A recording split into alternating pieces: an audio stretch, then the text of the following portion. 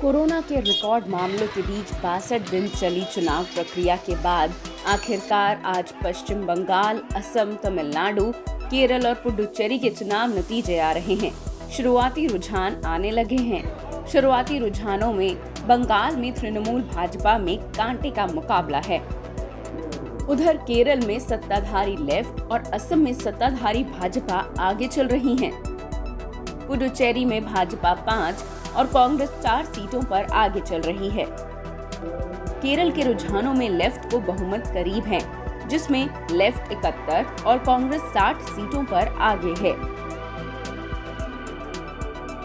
वहीं बंगाल की बात करें तो नंदीग्राम में ममता बनर्जी पीछे, भाजपा के शुभेंदु अधिकारी आगे चल रहे हैं।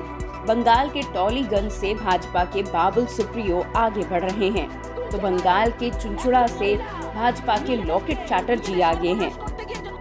असम की 126 सीटों में इस बार कांग्रेस और लेफ्ट ने हाथ मिलाया है। बीजेपी के साथ असम गण परिषद बना हुआ है। यहाँ एनआरसी यानी नेशनल रजिस्टर ऑफ सिटीजन का मुद्दा हावी रहा है। अगर भाजपा जीती तो सीएम सर्बानंद सोनोवाल दोबारा होंगे। अगर भाजपा को हार मिली तो इसे एनआरसी इफेक्ट माना जाएगा। असम में सभी 6 एग्जिट पोल्स में भाजपा गठबंधन को बहुमत मिलता दिखा। तमिलनाडु में पहली बार जयललिता और करुणानिधि के बगैर विधानसभा चुनाव हुए। जयललिता की गैर मौजूदगी में अन्ना द्रमुक के पास सिर्फ सीएम पलनीचामी के तौर पर एक चेहरा था। वहीं द्रमुक का चेहरा करुणानिधि के बेटे स्टालिन है। इसी वजह से सभी एग्जिट पोल्स में इस बार द्रमुक की जीत का अनुमान जताया गया था। अन्ना द्रमुक ने इस बार भाजपा के साथ चुनाव लड़ा, जबकि द्रमुक ने कांग्रेस के साथ गठबंधन किया है। पुडुचेरी विधानसभा वाला केंद्र शासित प्रदेश है। यहाँ बीते फरवरी में कांग्रेस की अगुवाई वाली सरकार गिर गई थी। वी नारायणसामी बहुमत साबित नहीं कर सके थे। 2 मंत्रियों के भाजपा में शामिल होने और कुछ विधायकों के इस्तीफे के बाद सत्ता उनके हाथ से फिसल गई थी। लेकिन इस बार 3 एग्जिट पोल्स में भाजपा और AINRC और बाकी 3 पोल्स में कांग्रेस और द्रमुक को बहुमत मिलने के आसार बताए गए।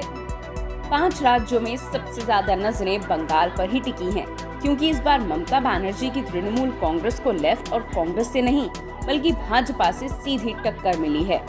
ज्यादातर एग्जिट पोल्स में भी यही अनुमान जताया गया है कि भाजपा इस बार ममता को बराबरी पर रोक सकती है। पश्चिम बंगाल में 294 में से 292 सीटों पर मतदान हुआ है। भाजपा ने यहां पहली बार 291 सीटों पर उम्मीदवार उतारे हैं। बंगाल का पूरा चुनाव मोदी बनाम दीदी पर केंद्रित रहा है, लेकिन ग्राउंड रिपोर्ट्स और एग्जिट पोल्स ये भी इशारा कर रहे हैं कि हो सकता है कि कांटे की लड़ाई में तृणमूल और भाजपा दोनों बहुमत के आंकड़े से पीछे रह जाएं। ऐसे में बंगाल में सबसे कमजोर माना जा रहा लेफ्ट कांग्रेस गठबंधन किंग मेकर की भूमिका में आ सकता है। इसमें पेच ये है कि लेफ्ट कांग्रेस कभी भाजपा के साथ नहीं जाएंगे। वहीं कांग्रेस एक बार तृणमूल के साथ जा सकती है, लेकिन तृणमूल और लेफ्ट एक दूसरे से धुर विरोधी हैं।